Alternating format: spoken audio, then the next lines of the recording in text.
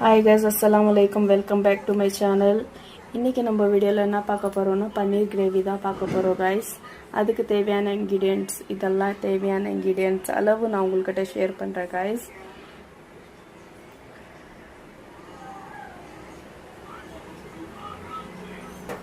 ரெண்டு பெரிய சைஸ் உருளைக்கிழங்கு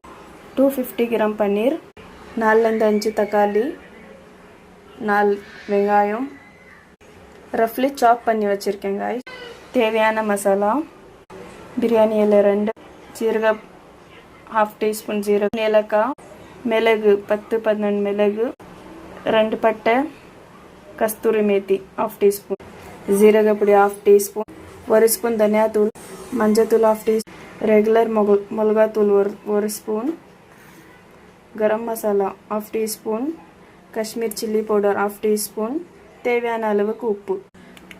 2 ஸ்பூன் ginger garlic paste தேவையான அளவுக்கு ஆயில் போட்டுக்கலாம் गाइस பிரியாணி எல்லாம் போடலாம் गाइस இந்த ingredients எல்லாமே போட்டுக்கலாம் गाइस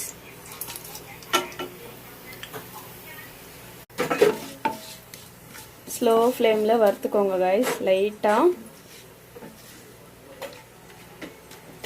ஸ்லோ ஃப்ளேம்ல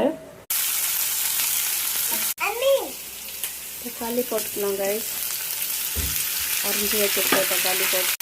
லைட்டா சால்ட் போட்டுக்கலாம் गाइस அப்போதான் சீக்கிரம் வேகும் 10 மினிட்ஸ் மூடி வச்சிரலாம் गाइस அது அப்படியே வேகட்டும் ஸ்லோ ஃப்ளேம்ல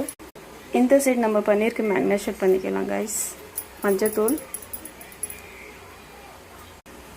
சால்ட் போட்டுக்கலாம் गाइस தேவையான அளவுக்கு நல்லா வேகிருச்சு गाइस இத எடுத்து பிளேட்ல போட்டுக்கலாம் லைட்டா ஆயில் போட்டுக்கலாம் गाइस பன்னீர் போட்டுக்கலாம் गाइस 5 மினிட்ஸ் மூடி வச்சிரலாம் गाइस இந்த மசாலாவை மிக்ஸி ஜார்ல போட்டுக்கலாம் गाइस உருளைக்கிழங்கு இத கடாயில போட்டுக்கலாம் गाइस மஞ்சள் தூள் உப்பு போட்டுக்கலாம் गाइस கிளறி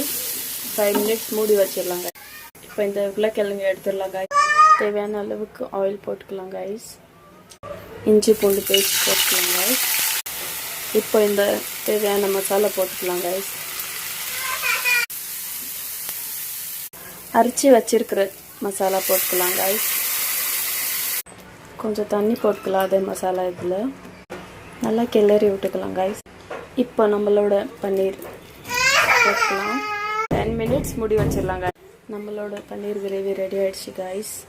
பாருங்க गाइस என்னோட ரெசிபி ரெடி ஆயிடுச்சு நீங்களும் வீட்ல ட்ரை பண்ணுங்க நிறைய பேர் என்னோட சேனலை பார்க்கறீங்க லைக் பண்ண மாட்டீங்க please like share and subscribe my channel